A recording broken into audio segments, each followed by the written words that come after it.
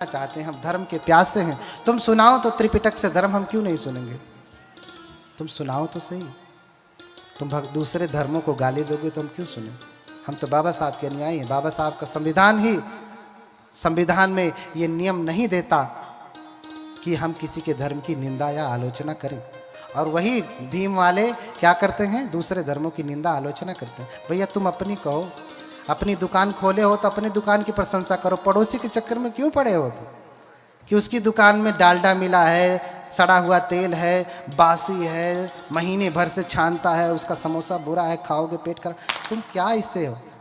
तुम्हें क्या लेना देना? तुम अपने दुकान की कहो कि ताजे ताजे तेल में बनाया है, घी डाला है, हाँ शुद्ध दूध डाला है, बढ़िया खोआ है, कहो ना। तुम्हारे पास कमी है कहने के लिए, लेकिन तुम्हारे पास तो है ही नहीं। तुम्हारी दुकान में एक मिठाई, तो दूसरे की मिठाई देख करके तुम्हें जलन होती है। तुम्हारी दुकान में मिठाई है ही नहीं, तो दूसरे की मिठाई देख करके जलन होती है। तुम आओ, कोई त्रिपिटक का एक सूत्र की व्याख्या करो, हाँ भद्दाली सूत्र की व्याख्या करो, कम्म विभंग सूत्र की व्याख्या करो, सम्यक दृष्टि सूत्र की व्याख्या करो, ब्रह्मजाल सूत्र की व्याख्या करो, सामान्य फल सूत्र की व्याख्या करो, छोटे बड़े बहुत सारे सूत्र हैं, किसी एक सूत्र की व्याख्या करो। लेकिन नहीं, इन्होंने तो त्रिपिटक देखा भी नहीं होगा, व्याख्या क्या करेंगे? ये खाली झगड़ा करेंगे।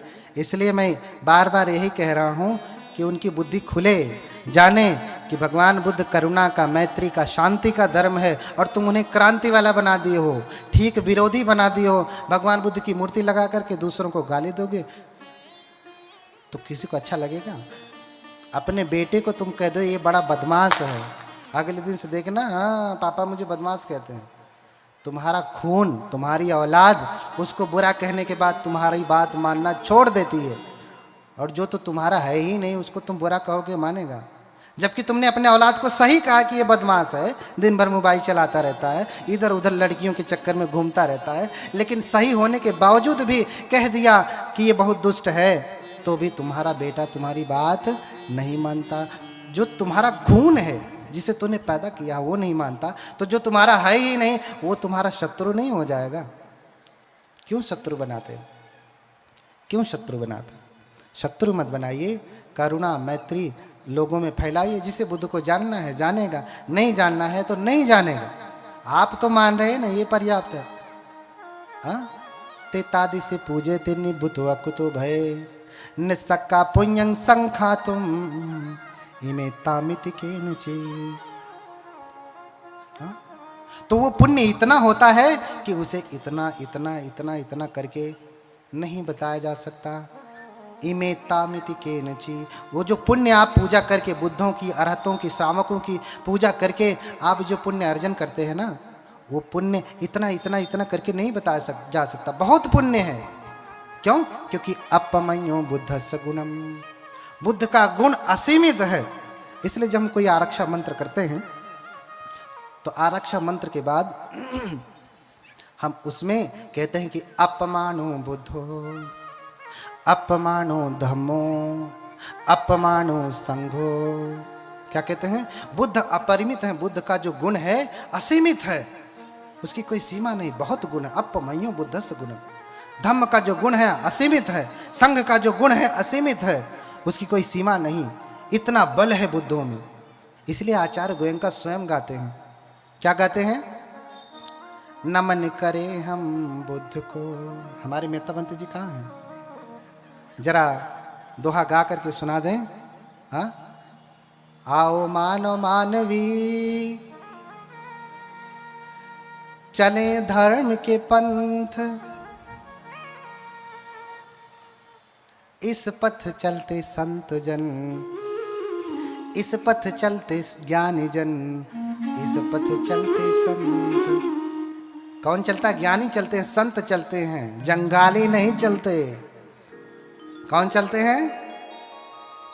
इस पथ चलते ज्ञानी जन, इस पथ चलते संत। जब चलते हैं तो क्या करते हैं? क्या कहते हैं वो?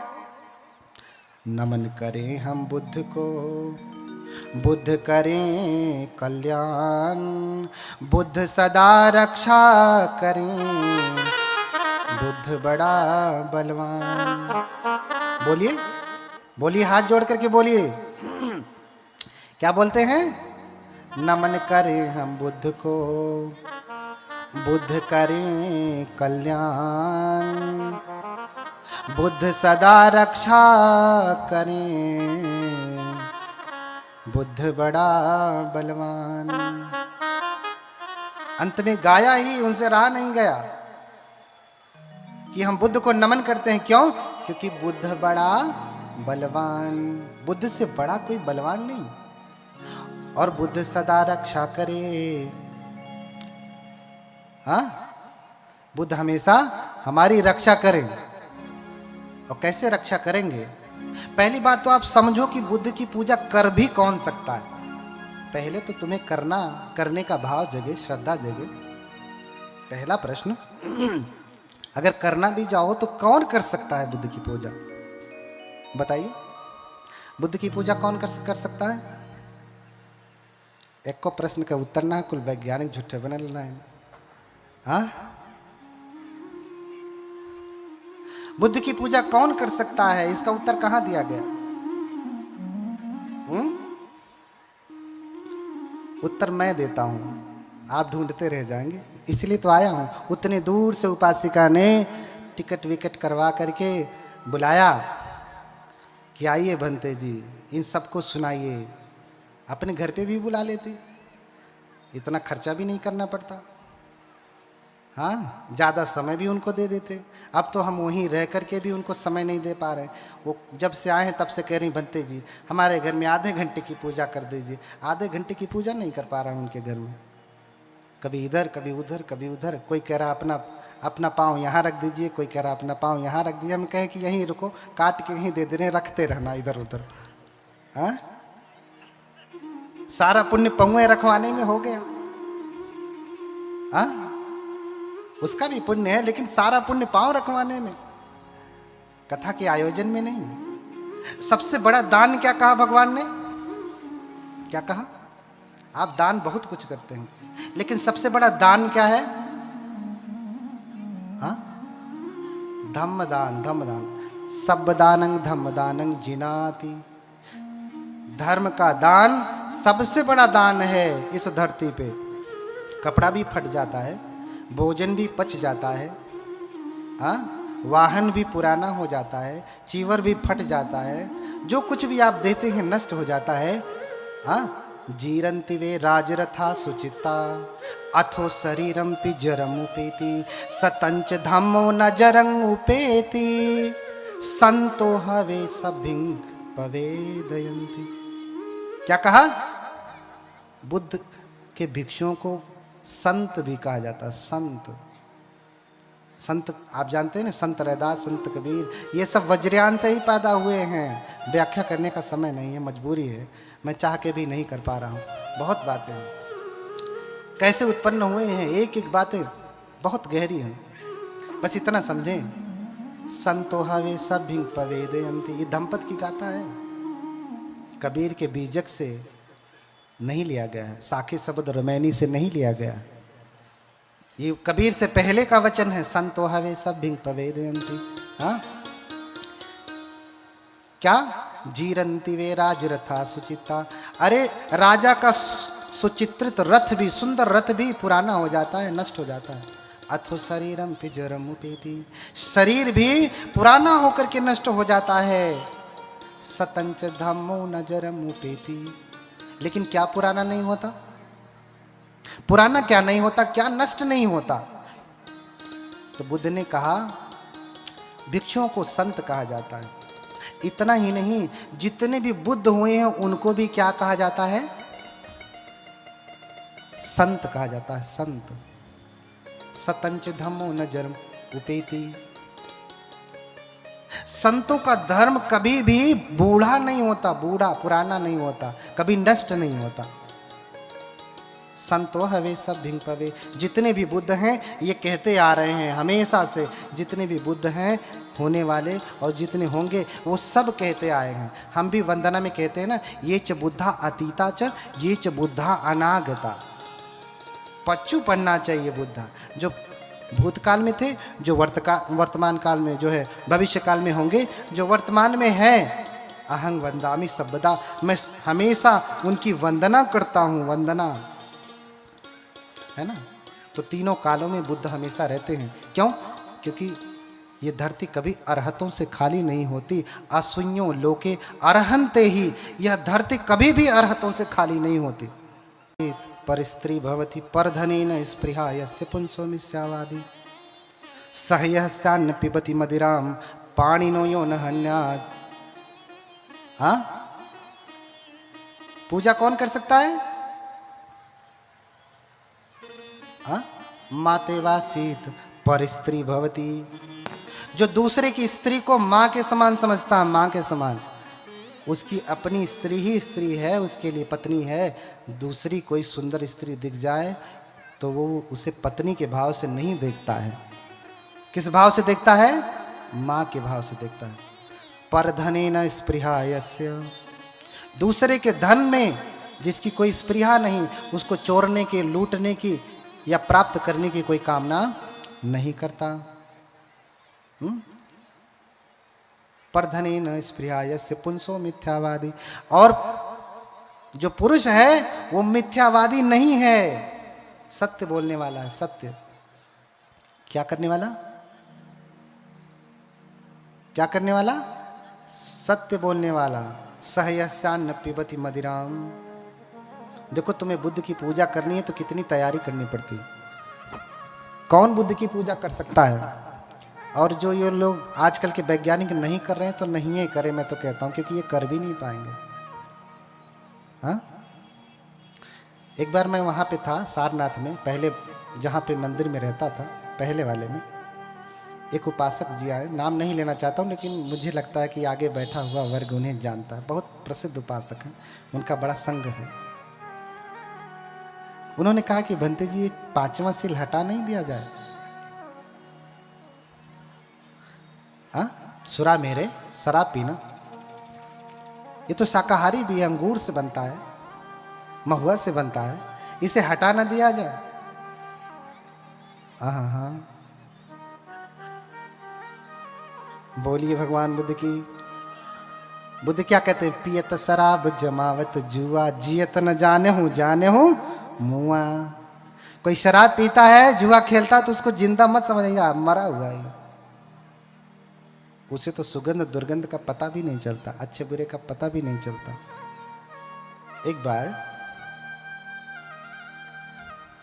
एक बार बस समझने के लिए कह रहा हूं, किसी को बुरा लग जाएगा तो समझ लेना कि वही पीता होगा। अब बुरा लगने वाला बात भी खत्म कर दिया हमने, अब उसे लगेगा भी तो नहीं बोल पाएगा, क्योंकि प्रकट हो जाएगा भरी सभा में। हाँ,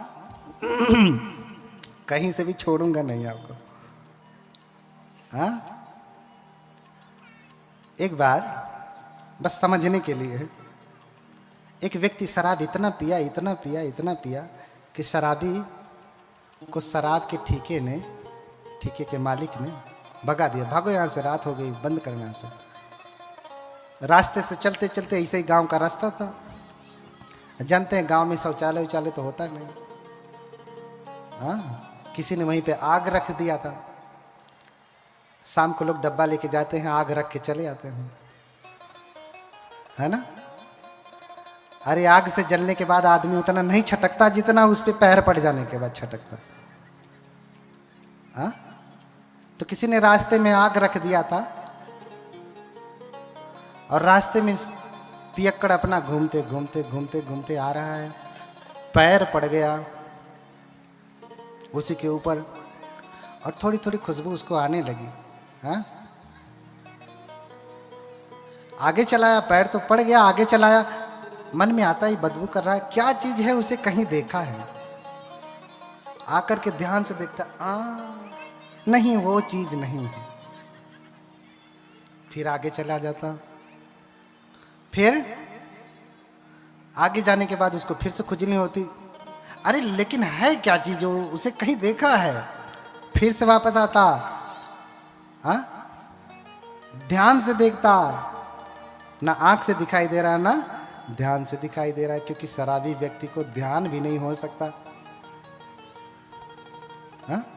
ध्यान से देख रहा है, नहीं समझ में आ रहा है तो थोड़ा और नाक पास में लेके गया, नहीं वो चीज नहीं है, आगे बढ़ गया। फिर मन में खुजली करता है कि लेकिन है क्या चीज, मेरे समझ में नहीं आ रहा, इस बार पता लगा के ही छोड़ूंगा। वापस लौट करके आता है, खूब ध्यान से देखता है, नहीं समझ में आता तो नाक लगा के सूंघता है, तब भी नहीं समझ में आया, उंगली लगाया, कह रहा अरे ये तो वही चीज है, अच्छा हुआ मेरा पैर इस पे नहीं पड़ा, नहीं तो सारा धर्म नष्ट हो जाता। हाँ,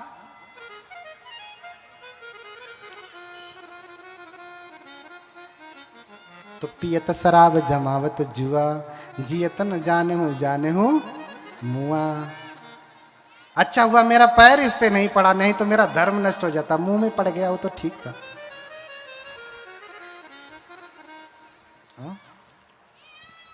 सहयस्यान्न पिबती मदिराम, उत्तर दे रहा हूं, कौन पूजा कर सकता है। सहयस्यान्न पिबती मदिराम, कुछ तो भगवान ही है जिनको मदिरा चढ़ाई जाती है ना। दारू पिए वाला कौन भगवान हुई हो है? तो तोहार आदमियों तो पिए ना, वो के भगवान माना, तो काहे आपत्ति। फिर आके कहेंगे भंते जी हमारे जन बहुत पिए न, तनी इनके कुछ बताए दिहल जाए, हम का बताएं, तू तो भगवान के खुदे चढ़ावती हो। हाँ, बोलिए भगवान बुद्ध की। सहयस्यान्न पिबती मदिराम, जो मदिरा नहीं पीता, पानी नो यो न हन्यात, जो प्राणियों की हत्या नहीं करता, मदिरा नहीं पीता और प्राणियों की हत्या नहीं करता, क्योंकि मदिरा पीने वाला सबे बुरा कर्म करता है, वो झूठ भी बोलेगा, चुगली भी करेगा, कटु वचन बकवास सब कुछ करेगा, क्योंकि अब पी लिया है ना। तो कबीरदास भी कहते हैं कि कामी तरे क्रोधी तरे, और पागल की गति होए। देखिए कबीरदास क्या कह रहे हैं, कामी तरे क्रोधी तरे और पागल की गति होए, लेकिन सलिल भक्त संसार में तरत न देखा कोई। कह रहे हैं कि कामी क्रोधी पागल ये सब तर जाते हैं अंततः, लेकिन सलिल भक्त अर्थात शराब पीने वाला किसी को तरा हुआ नहीं देखता मैं, कोई तरता नहीं, अर्थात मुक्ति नहीं प्राप्त करता। मैं नहीं कह रहा हूं, मैं नहीं कह रहा हूं, जाकर के साखी और बीजक देख लेना। ये कौन कह रहे हैं? बाबा साहब के गुरु कौन? संत कबीर। कामी तरे क्रोधी तरे पागल की गति होए, असलिल भक्त संसार में तरत न देखा कोई। तो शराब पीने वाला कभी नहीं तरता, कभी उसको परम पद नहीं प्राप्त होता। हाँ, इसलिए शराब पीना छोड़ दे। रैदास मधुरा का पीजिए जो चढ़े चढ़े उतराए। यही मंदिर है ना संत रैदास, उन्हीं की बात कह रहा हूं। रैदास मधुरा का पीजिए जो चढ़े पुनि उतराए। तो कौन सा रस पीना है? नाम महारस पीजिए जो चढ़े न पुनि उतराए। क्या शराब पी तो अभी पिया फिर उतर जाएगी, और उतरेगी तो वो ऐसे नहीं उतरेगी, पूरा झांग झूंग लेके उतरेगी। हाँ, पूरा सब कुछ लेकर के उतरेगी। अगर पीना है तो नाम, नाम यानी मंत्र जप। पहले सहज ज्ञान में मंत्र दीक्षा होती थी, नाम दिया जाता था कि अवलोकितेश्वर मंत्र का जाप करो, उनके नाम का जप करो, अमिताभ बुद्ध के नाम का जप करो, है ना। तो ये परंपरा सभी जो है संतों की भक्ति की परंपरा में प्रचलित हो गया, सभी अपने अपने ईष्टों का नाम देते हैं। इसलिए मैंने पहले बताया, अनुस्मृति माने ध्यान का आलंबन, मोटे शब्दों में कहा जाए तो मंत्र दीक्षा या नाम दीक्षा। अगर आपको पीना है तो क्या पिए? भगवान बुद्ध के महामंत्र को पिए, भगवान बुद्ध की अनुस्मृति करें। सहयस्यान्न पिबति मदिराम पाणिनो यो न हन्यात। जो प्राणियों की हत्या नहीं करता है, जो प्राणियों की हत्या नहीं करता है। कल मैंने बताया बहुत प्रकार के फल, आज तो कोई उसमें से उन सारे प्रकार के फलों में से, सब्जियों में से कोई खा के तो नहीं आया। पक्षी फल, लाल साग, चौराई वाला ना, कटते खूब बढ़िया लाल लाल जूस निकला, लाल साग, जल तो रही, धरती डकेल, कोई खाया तो नहीं है ना। अब क्यों खैले हुई तो बताइए करी ना ने। ये सब बिना हत्या के नहीं आते, ये सब बिना हत्या के नहीं आते। इसीलिए भगवान जानते थे कि इसी के नाम पे लोग यज्ञ आदि करके बलि देते हैं और फिर इसी का भक्षण करते हैं। इसलिए भगवान ने इन सब पे रोक लगाया कि जीवों की हत्या बंद हो, मांस खाना बंद। आज वो कोई बलि वली थोड़ी नहीं चढ़ा रहा है, आज तो आप अपनी खुशी से खा रहे हैं, तो बलिए समझिए आप, बलि दे रहे हैं आप उनकी। बस किसी मंदिर, किसी देवता के सामने नहीं दे रहे हैं, ठीहा पे रख के कटवा रहे हैं, किसी को चढ़ा नहीं रहे, लेकिन बलि तो उसकी हो रही है। सैक्रिफाइस, बलि माने सैक्रिफाइस, उसके जीवन का बलिदान तो हो ही रहा है, उनके प्राणों का हरण तो कर ही रहे हैं आप। इसलिए पाणी नो यो न हन्यात। और जो प्राणियों की हत्या नहीं करता है, तो जो इतना कर्म नहीं करता है, भगवान पाद पूजा विधातुम, वही भगवान बुद्ध की पूजा कर सकता है, चरणों की पूजा कर सकता है। कौन? जो दूसरे की स्त्री को अपनी मां समझता है, दूसरे के धन को चोरता नहीं है, जो झूठ नहीं बोलता, जो शराब नहीं पीता, और जो हत्या नहीं करता, अर्थात जो 5 शीलों का पालन करता है, वही भगवान पाद पूजा विधातुम, वही भगवान बुद्ध की के पैरों की पूजा कर सकता है, उनकी पूजा कर सकता है। इसलिए भगवान की पूजा करनी है तो आपको सभी विकारों से दूर होकर के तब पूजा करनी है। अब अगर आप नालंदा का इतिहास पढ़ेंगे, फाहियान हुएनसांग का यात्रा विवरण पढ़ेंगे, तो पूजा में इतना कहा कि मानसिक शुद्धि के साथ साथ कायिक शुद्धि भी परम अनिवार्य है। चीनी यात्री के यात्रा विवरण में आप देखिएगा, उन्होंने इतना ही कहा कि एक बार कोई टॉयलेट जाता है, मूत्र विसर्जन भी करके आता है ना, तो उसे शुद्धि करनी चाहिए, अर्थात स्नान करना चाहिए, तभी भगवान की पूजा करनी चाहिए। कायिक शुद्धि भी परम अनिवार्य बताया, जैसे मानसिक बताया। जो व्यक्ति कायिक नहीं कर सकता, वो मानसिक क्या करेगा। अब इसमें मूर्ति कहाँ से आ जाती है बीच में? हाँ, पूजा करनी है कि नहीं करनी, ये बात कौन करेगा दूसरी बात, और फिर इसमें मूर्ति की क्या जरूरत। हाँ, छोटे में समझाऊंगा, समय बहुत हो गया है, बहुत सारी बातें अभी और कहनी है थोड़े समय में, है ना। मूर्ति की क्या जरूरत है। अच्छा, आप स्कूल जाते हैं तो विद्या कैसे सीखते हैं? हाँ, विद्या कहाँ सीखते हैं? आपके पास पटरी होती है, कलम दवात होती है ना, आज कॉपी पेन हो गया, पहले स्लेट चौक होता था। अगर आपके पास कॉपी कलम ना हो तो आप क ख ग अल्फाबेट सीख पाएंगे? फिर शब्द बनाना, वाक्य बनाना सीख पाएंगे? नहीं सीख पाएंगे। अगर आपके पास कलम दवात ना हो, कॉपी कलम ना हो, तो आप लिखना पढ़ना नहीं सीख पाएंगे, आगे नहीं कर पाएंगे। अब चाहे लिखने पढ़ने का विधान आज अलग हो गया, आज तो पैड पे लोग लिख के सीख रहे हैं, लेकिन वो भी एक पटरी का प्रकार है, कलम दवात का प्रकार है। अगर ये नहीं तो आप विद्या तक नहीं सीख सकते। ऐसे ही बुद्ध की मूर्ति नहीं तो आप बुद्ध के गुणों को जान नहीं सकते, बुद्ध की पूजा नहीं कर सकते। आप बुद्ध को कहाँ देखेंगे, किस रूप में देखेंगे? कम से कम आपको बुद्ध यहाँ मूर्ति के रूप में दिखाई देते हैं, बुद्ध की रूप में दिखाई देते हैं। इसलिए आप भी पूजा करें। कैसे पूजा करेंगे? आपको समझ में आया ना पूजा से लाभ है कि नहीं? बहुत लाभ है। क्या क्या लाभ है? बहुत सारे लोगों ने पूजा किया। तच्चित्त रत्नम ग्रहणाय सम्यक पूजाम करोमीश तथागतानाम सद्धर्म रत्नस्य च निर्मलस्य बुद्धात्मजानाम च गुणोदधीनाम। इन 3 रत्नों की पूजा करना है। किसकी? इन 3 रत्नों की पूजा करना है। हाँ, बुद्ध संघकारान धर्मान असक्षानुभयांश च निर्वाणम चेति शरणम यो याति शरणत्रयम। कह रहे हैं कि बुद्ध धम्म संघ की जो शरण जाता है, ये शरण उसको निर्वाण तक लेकर के जाती है। पहली बात, आप शरण गमन क्यों करते हैं? पूजा की शुरुआत हो रही है।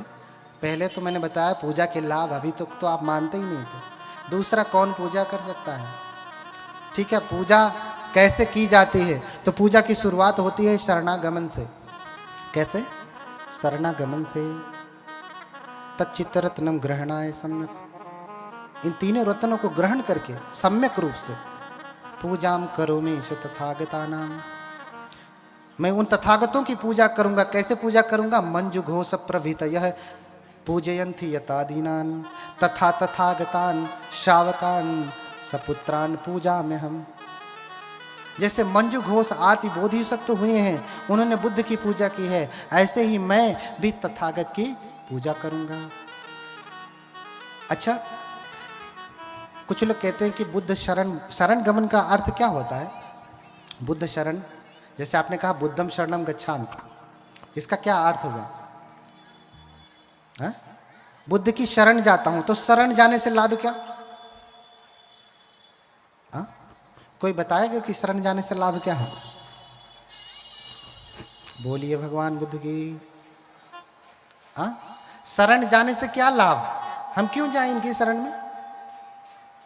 क्यों जाएं? लाभ क्या है? पहली बात तो अक्सर धागा लोग बांध लेते हैं, तो कहते हैं ये धागा क्या है? धागा हमारी रक्षा करेगा। तो क्या भैया तुम बॉडीगार्ड रखे हो, वो रक्षा करेगा? जिसके पास बॉडीगार्ड है वो मरता नहीं है, उसी को ज्यादा लोग गोली मार के चले जाते हैं। बिना बॉडीगार्ड वाले को तो कम मारते हैं। तुम्हारा बॉडीगार्ड नहीं रक्षा कर पा रहा, तुम धागा की इतनी निंदा करते हो। जिसे तुम हर महीने तनख्वाह देते हो, वो तुम्हारी रक्षा करने में चूक जाता है, और ये 98 का धागा बांधने के बाद इतना ही बकैती करते हो कि ये धागा तुम्हारी रक्षा करेगा। उसके लिए तो नहीं प्रश्न करते कि बॉडीगार्ड क्यों नहीं रक्षा कर पाया। हाँ, उसके लिए तो नहीं प्रश्न करते। धागा तो इतना महंगा भी नहीं, तूने बांध लिया तो भी क्या हुआ? इस धागे को परित्राण का धागा कहा जाता है। पहले समझिए कि शरण गमन का अर्थ क्या होता है? शरण जाने से क्या लाभ है? हाँ, पहले समझिए दलाई लामा जी भारत में क्या लिए हैं? शरण का अर्थ ही होता है, अगर परमत्थ ज्योतिका में आप इसकी व्याख्या देखेंगे तो इसकी व्याख्या की गई है। परमत्थ ज्योतिका हमारे सुत्त निपात की अट्ठकथा है, खुद्दक पाठ की अट्ठकथा है। तो शरण किसे कहा? हिंसतीति शरणम। शरण क्या है? जहां जाने से हिंसा हो जाती। किसकी? भयम दुर्गतिम संतासम हिंस